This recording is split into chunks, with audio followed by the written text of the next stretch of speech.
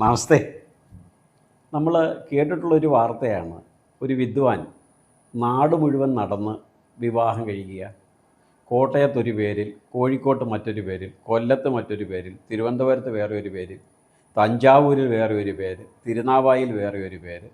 ഇങ്ങനെ സ്ഥലത്തിനും സന്ദർഭത്തിനും അനുസരിച്ച് വ്യത്യസ്തങ്ങളായ മതവിഭാഗങ്ങളിൽപ്പെട്ടവരുടെ പേരുകൾ പോലും ഉപയോഗിച്ചുകൊണ്ട് വിവാഹിതരായ സ്ത്രീകളെയും അവിവാഹിതരായ സ്ത്രീകളെയും വിധവകളായ സ്ത്രീകളെയും ചതിച്ചും വഞ്ചിച്ചും വിവാഹം കഴിക്കുകയും ഒടുക്കം അവരുടെ ആഭരണങ്ങളും സ്വത്തുവകകളുമായി മുങ്ങുകയും ചെയ്യുന്ന വീരൻ.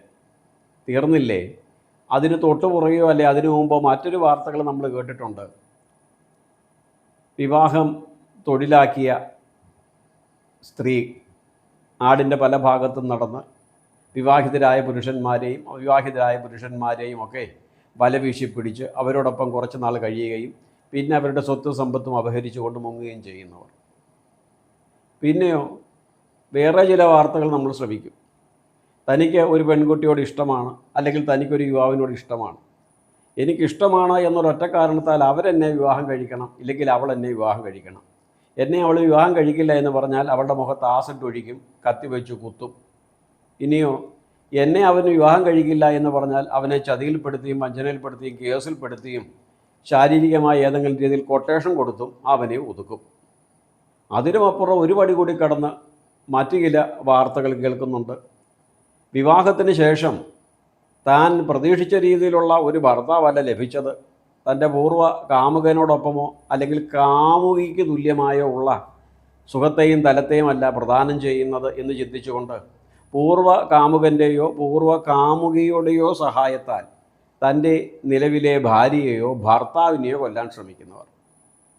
ഇത്തരത്തിലുള്ള വാർത്തകൾ യാതൊരു പഞ്ഞോ ഇല്ലാതെ നമ്മുടെ സമൂഹത്തിൽ നിറഞ്ഞു വരുന്നു. കാലദേശങ്ങൾക്കൊക്കെ അപ്പുറമായി ഇത്തരം വാർത്തകൾ. സംഭവം മോഡേൺ ടെക്നോളജിയാണ്, ആധുനിക ലോകമാണ്, മൊത്തം സയൻറ്റിഫിക്കാണ്. പക്ഷേ മനുഷ്യൻ്റെ മനസ്സ് കൂടുതൽ കൂടുതൽ മലീമസമാകുകയാണോ, ഇടുങ്ങിയ തലത്തിലേക്ക് മാറുകയാണോ എന്ന് ചിന്തിക്കേണ്ടിയിരിക്കുന്നു. ഏതായാലും ഇത്തരത്തിലുള്ള സ്വഭാവ വ്യക്തിത്വങ്ങൾ മഹിതയായാലും മഹാനാണെങ്കിലും അവരെ രാമായണം വിളിച്ച പേരാണ്. നല്ല മനോഹരമായൊരു പേരാണ്, നമ്മളിൽ പലർക്കും അറിയാവുന്നൊരു പേരാണ്, വളരെ ഫേമസ് ആയിട്ടുള്ള ഒരു പേര് തന്നെയാണ് ശൂർപ്പണഖ. കേൾക്കുമ്പം തന്നെ അവർക്കും മനസ്സിലാവും. ഈ സ്വഭാവത്തിനെ മൊത്തത്തിൽ വിളിച്ച പേരാണ്. അപ്പോൾ രാമായണത്തിലൊരു കഥാപാത്രത്തെ പറ്റി പറയുന്നു, അല്ലെങ്കിൽ ഭാഗവതത്തിലൊരു കഥാപാത്രത്തെ പറ്റി പറയുന്നു എന്നത് ഒരു വ്യക്തിയുടെ പേരല്ല. ശൂർപ്പണഖ എന്ന് പറഞ്ഞുകൊണ്ട് സ്ത്രീ സഹജമായ സ്വഭാവമാണെന്നോ പുരുഷന്മാർക്ക് ഇത് തൊട്ട് തീണ്ടിട്ടില്ല എന്നൊന്നും ധരിക്കല്ലേ. പുരുഷന്മാരുടെ അത്രയും തന്നെ സ്ത്രീകൾക്കും സ്ത്രീകന്മാരുടെ അത്രയും തന്നെ പുരുഷന്മാർക്കും ഉണ്ട്. കാരണം മഹാഭാരതത്തിനും രാമായണത്തിനും ഒന്നും ആൺപെൺ വ്യത്യാസമില്ല, സ്വഭാവത്തെ പറ്റിയാണ് സൂചിപ്പിക്കുന്നത്. ശൂർപ്പണകന്മാരുമുണ്ട്. നമ്മൾ തുടക്കത്തിൽ സൂചിപ്പിച്ചതുപോലെ സമൂഹത്തിൽ അനേക ശൂർപ്പണകന്മാരുമുണ്ട്, ശൂർപ്പണകമാരുമുണ്ട്. അവർ ക്രമാതീതമായി വർദ്ധിക്കുന്നുണ്ടോ എന്നതാണ് ചിന്തിക്കേണ്ടിയിരിക്കുന്നത്. കാരണം ആധുനിക ലോകത്തിൻ്റെ വളർച്ചയ്ക്കനുസരിച്ച് അവരുടെ എണ്ണം വർദ്ധിച്ചു വരുന്നു. പരിപൂർണമായ അല്ലെങ്കിൽ ആത്മാർത്ഥമായ സ്നേഹത്തിൻ്റെ പൊടി പോലും കാണാനില്ല. അപ്പോൾ ഈ സ്നേഹത്തിനൊരു പക്ഷേ നമ്മുടെ കവികളിൽ പലരും സ്നേഹത്തെപ്പറ്റി വർണ്ണിച്ചിട്ടുണ്ട്. പക്ഷേ അതിനോട് ഏറ്റവും കൂടുതൽ അർത്ഥവത്തായ രീതിയിൽ അല്ലെങ്കിൽ കൃത്യമായ രീതിയിൽ സ്നേഹത്തിന് അല്ലെങ്കിൽ പ്രേമത്തിന് നിർവചനം കൊടുത്തത് ഉള്ളൂർ എസ് പരമേശ്വരയ്യരാണെന്ന് തോന്നുന്നു. അദ്ദേഹത്തിൻ്റെ പ്രേമസംഗീതം പണ്ടത്തെ കാലത്തെ കുഞ്ഞുങ്ങൾക്ക് അതെങ്കിലും പഠിക്കാനുള്ള ഭാഗ്യമുണ്ടായി. പുതുതലമുറയ്ക്ക് അതൊന്നുമില്ല. ഡാഷു ഡിഷു എന്തൊക്കെയോ പഠിക്കുന്നു, എന്തൊക്കെയോ ചെയ്യുന്നു, എന്തെങ്കിലും ആട്ടെ, എല്ലാം നല്ലതിനാ. കുറ്റവും കുറവൊന്നും അല്ല പറയുന്നത്, എല്ലാം നല്ലതിനാ. ഏതായാലും ഉള്ളൂർ എസ് പരമേശ്വരയ്യർ നമ്മളോട് പറഞ്ഞു, പദാർത്ഥ നിരജൻ പ്രകൃതിജഭാവം പരസ്പരാകർഷം പ്രാണികുലത്തിൻ പരമാത്മഗുണം പരസ്പര പ്രേമം.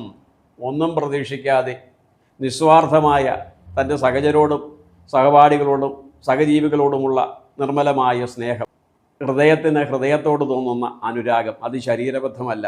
ഏതായാലും ഇന്നത് മാറിയിരിക്കുന്നു. ഇതിനുള്ള സാധ്യത രാമായണം പണ്ടേ പറഞ്ഞു. ആ രാമായണത്തിൽ അതിന് നമുക്കായി കാട്ടിത്തരുന്ന മാതൃകാ കഥാപാത്രമാണ് ശൂർപ്പണഖ. വനത്തിലൂടെയുള്ള തൻ്റെ പ്രയാണത്തിനിടയ്ക്ക് പതിവിൽ കാണാത്തതിൽ നിന്ന് വിപരീതമായി സുന്ദര സുമുഖന്മാരായ രണ്ട് യുവാക്കളെ കാണുന്നു. അവരുടെ അരികിൽ ഒരു സുന്ദരിയായ സ്ത്രീയെ കാണുന്നു. സുന്ദരിയായ സ്ത്രീയെ വലിയായിട്ടൊന്നും ശ്രദ്ധിച്ചില്ല, പക്ഷെ സുന്ദരന്മാരായ യുവകോമളന്മാരെ ശ്രദ്ധിച്ചു. ഇവരെ തൻ്റെ ഭർത്താക്കന്മാരായിട്ടോ ചുരുക്കത്തിൽ കാമുകന്മാരായിട്ടെങ്കിലും ഒന്ന് ലഭിച്ചാൽ സന്തോഷമായി എന്ന ചിന്തയോടുകൂടി നേരെ ചെന്നു. രാമൻ്റെ അരികിലേക്കാണ് ചെന്നത്. കഥ ഏവർക്കും അറിയാമല്ലോ. രാമനോട് പറഞ്ഞു, രാമൻ പറഞ്ഞു, ഒരു രക്ഷയില്ലതാ, ഒരുത്തനാണെങ്കിൽ ഒരുത്തി മതി, എനിക്ക് ഒരുത്തിയുണ്ട്, അതുകൊണ്ട് നീ അവൻ്റെ അടുക്കിലോട്ട് എല്ലാം പറഞ്ഞു. അപ്പോൾ അപ്പുറത്ത് കാവലായിട്ട് അമ്പും വില്ലും ധരിച്ച് നമ്മുടെ ലക്ഷ്മണൻ നിൽപ്പുണ്ട്. ഗ്ലാമറിനൊട്ടും മോശക്കാരനല്ല. ശ്രീരാമചന്ദ്ര ഭഗവാന് തുല്യം തന്നെയാണ് ലക്ഷ്മണൻ്റെയും ഗ്ലാമർ. മതി, അതെങ്കിൽ അത്. അങ്ങനെ ലക്ഷ്മണസ്വാമിയുടെ അരികിലേക്ക് വന്നു. ലക്ഷ്മണസ്വാമിയുടെ അരികിൽ നിന്ന് പുള്ളി പറഞ്ഞു, ഒരു രക്ഷയില്ല, ഞാനിവിടെ ഒരു ഡ്യൂട്ടിയിലാണ്. തുടർന്ന് വരുന്ന 14 വർഷം ഇങ്ങനെ ബ്രഹ്മചര്യത്തോടു കൂടി ഏട്ടനെ ശുശ്രൂഷിക്കുക എന്നുള്ളതാണ്. അപ്പോൾ നീ ഒരു കാര്യം ചെയ്യും, എന്നെക്കൊണ്ട് ഞാൻ കണ്ടിടത്തോളം എന്നെക്കാൾ നിനക്ക് ഏറ്റവും കൂടുതൽ യോഗ്യൻ ഏട്ടനാണ്, അതുകൊണ്ട് അങ്ങോട്ടിയല്ല, അദ്ദേഹം രാജാവ്, അങ്ങോട്ടിയല്ലേ എന്ന് പറഞ്ഞ് അങ്ങോട്ട് വിട്ടു. അവിടെ ചെന്നപ്പോൾ രാമൻ പറഞ്ഞു, ഹേ, എനിക്ക് ഒരുത്തി ഉണ്ടല്ലോ, തന്നെയുമല്ല നിന്നെപ്പോലെ സുന്ദരിയും സുമുഖിയുമായ ഒരുത്തി മറ്റൊരുത്തൻ്റെ 2ാമത്തെ ഭാര്യയല്ല, അവൻ്റെ 1ാമത്തെ ഭാര്യ, അതുകൊണ്ട് നീ അങ്ങോട്ട് എല്ലാം പറഞ്ഞു. പാവം നമ്മുടെ ശൂർപ്പണഖ അങ്ങോട്ട് ഓടി. ശൂർപ്പണഖ അങ്ങോട്ടും ഇങ്ങോട്ടും ഓടാനുള്ള കാരണം എങ്ങനെയും ആരെങ്കിലും കിട്ടിയാൽ മതി. സ്നേഹവും ഇല്ല, കൂറുമില്ല, നന്ദിയില്ല, ആത്മാർത്ഥ പ്രണയവും ഇല്ല. കാര്യപ്രാപ്തിക്ക് വേണ്ടിയിട്ടുള്ള സ്നേഹം നടിക്കലാണ്.